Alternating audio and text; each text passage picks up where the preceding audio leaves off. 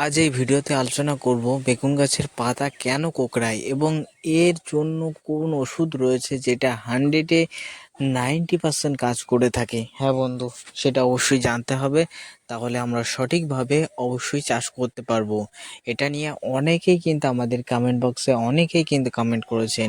প্রায় 90% কৃষক, প্রায় কিন্তু 90% কৃষক কিন্তু এটা নিয়ে কমেন্ট করেছেন। হ্যাঁ বন্ধু, তাই আমি সেই সমস্ত চাষিদের বলতে চাই, বর্তমানে আপনারা আপনাদের গাছগুলিতে যথেষ্ট হারে শসা, করলা, ভেন্ডি প্রভৃতি গাছের পাতা কোঁকড়ানোর জন্য আপনি দায়ী করে থাকেন নানা রকম পোকাকে। হ্যাঁ, পোকা তো অবশ্যই দায়ী রয়েছে, তার সঙ্গে সঙ্গে দায়ী রয়েছে আপনার জমির মাটিটা শোধন না করা। আপনি অনেক বছর হয়ে গেছে নানা রকম ফসল আবাদ করছেন, কখনো করলা, কখনো ভেন্ডি, কখনো টমেটো, কখনো পটল, এইভাবে সবজি করছেন, কিন্তু জমিটা কোনো শোধন করছেন না। এই জন্য আমি রিকমেন্ড করব, জমিতে বীজ বপনের আগে আপনি যথেষ্ট পরিমাণে জমিতে চুন, সরিষার খোল, গোবর সার এগুলো দিয়ে জমির নতুনভাবে শোধন করবেন।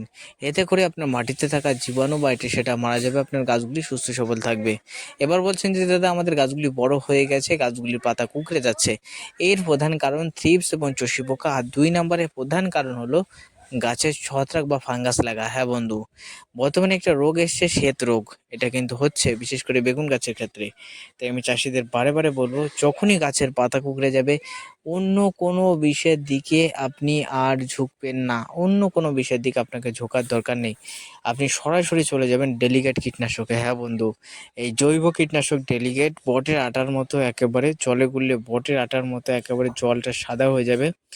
প্রত্যেক 10 লিটার ব্যারেলে যদি আপনি 10 ml, মিনিমাম কিন্তু 7 ml দিলে হয়, 10 ml যদি জলে গুলিয়ে একেবারে গাছে স্প্রে করতে পারেন, এই সমস্যা থেকে আপনি মুক্তি পাবেন।